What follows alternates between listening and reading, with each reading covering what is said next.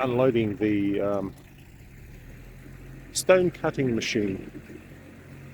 It's actually just a block saw or a brick saw. $2,300 including GST New Zealand dollars. It's made in China. So we'll see how it goes. Yeah, it's the cheapest one we could actually find on Trade Me at the time, after looking for several months.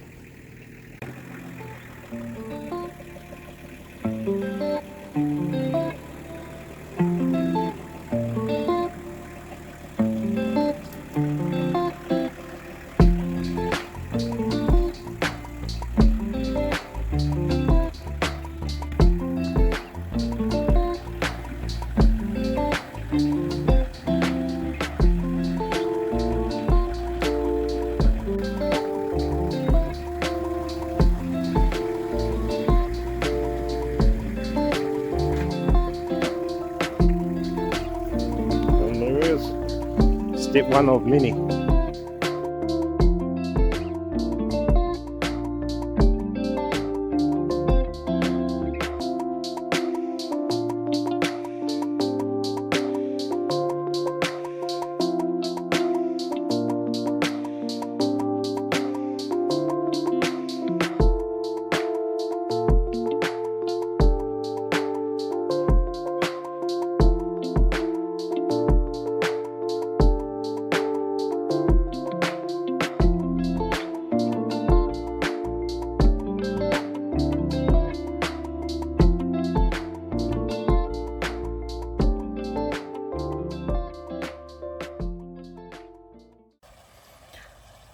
Right, so here we go this morning. We're going to do some block cutting for our wall.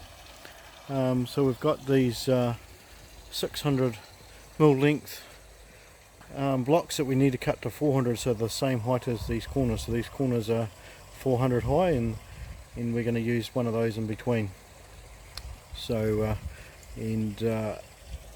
basically need to use a saw here, so I'm just filling it up with water. And then we'll get cracking into cutting the blocks, and they basically end up this size. I already cut this one yesterday, testing things out, and we've got these are the leftover parts. So yeah, let's get into it. And so I've got all the stuff I need to cut here, and everything else is down by the gate all ready to go. So once we've finished cutting, then it's really into block laying.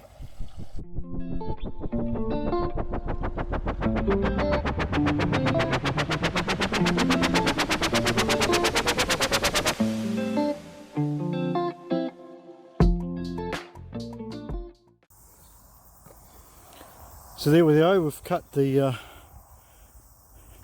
200 mils off those. So that was 26 of those. I actually need 2 more, but I've got heaps of corners left over on this project, so I'm going to cut 2 of these up to be both the 300 by 400, and then one of the end wall is actually slightly longer, so I've got to cut these down here and use both pieces, and these pieces here are actually off the ones I've already cut. They need to be slightly skinnier, so about 20 mil skinnier as well, so just to fit the wall width. So most of the walls are about 750. The others were just over a metre, so it's a little bit more wider. Yeah, so I'll just cut these up now. I plan to use the dry saw because they won't fit on the table saw to do the first cut, split them in half, and then trim them up using the saw if required.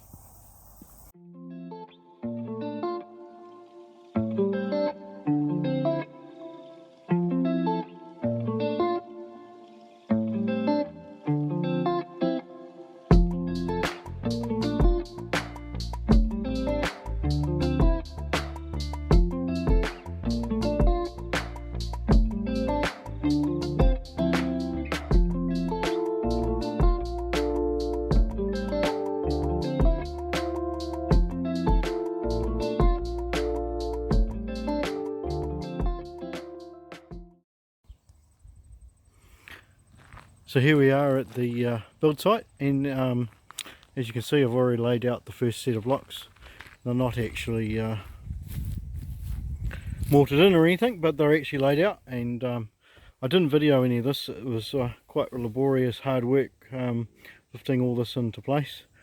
But as you can see, the wall is made up on this side 5 sections of 750, so a couple of pieces of corners and a couple of straights. So these are the pieces I've just been cutting. As you can see, I've got a string line, something set up, a profile set up at each end to a straight string line, so when we do it we'll all be nice and straight. So on the other side of the gate here we've got 3 sets of little pieces of wall, but the last piece here is actually a little bit wider, just to finish off and make it work. They're all got about 100mm gap between the little walls. Yeah, so this has got, this end piece has got a couple of extra pieces in there which we made out of corner pieces. So these 2 pieces of the corners cut and done, so straightened out here, and right at the end we've got a profile connected to the fence, got a couple of waratahs. And yeah, so the next task now is to mix up some mortar and the string line up to the right level and put some blocks down. So for me and RC, this is the first time we ever laid any blocks or brickwork at all, and so it was quite a big learning experience. Getting the mortar the right consistency was quite hard, especially when these blocks are very heavy. They're not like a normal brick or anything like that. The corner blocks were around about 40-45 kgs each, and they were heavy. That required both of us to lift them with our top fingers to lay them down. It's easy enough to pick them up from underneath, but when you're putting them on top of mortar, you need to hold them from the top, and that was quite hard by doing one person. You needed 2 of us, especially when we got up to the 3rd level. We learned later on that actually the best way to do this was actually to put spaces down between them, which, you know, tile spaces, little plastic spaces, and we used those to provide a 10mm gap in the end, and that was able, we didn't have to worry about the mortar being a little bit wet or a little bit dry, because we were able to use those to pack it to the right level. Anyway, it's a big learning experience doing this, and that first 3 sections took us 2 hours, but in the end we were doing, you know, a complete wall and a level of a wall in the morning, so we certainly got better. We did this the next day, there's 3 sections here, and we whipped through that in a very quick morning, so we certainly were getting better, but we were certainly very tired at the end of the day as well.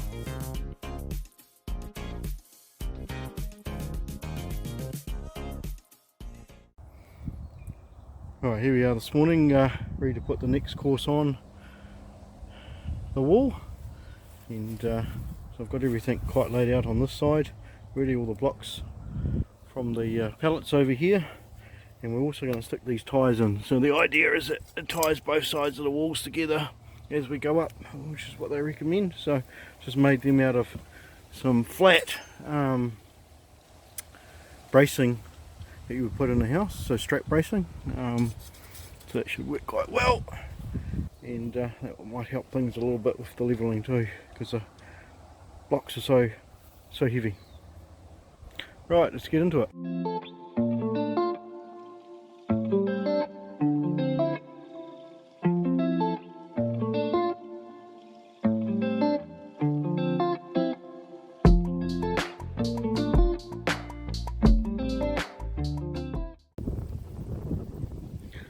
So unfortunately the camera kept falling over this morning with the wind, so I wasn't able to record very much of this, in fact when the end we stopped. But anyway, we got the second layer on the left hand side, and hopefully this afternoon I've got a little bit of plan to hold the tripod up to hold the camera up, so hopefully you'll be able to see us do this side.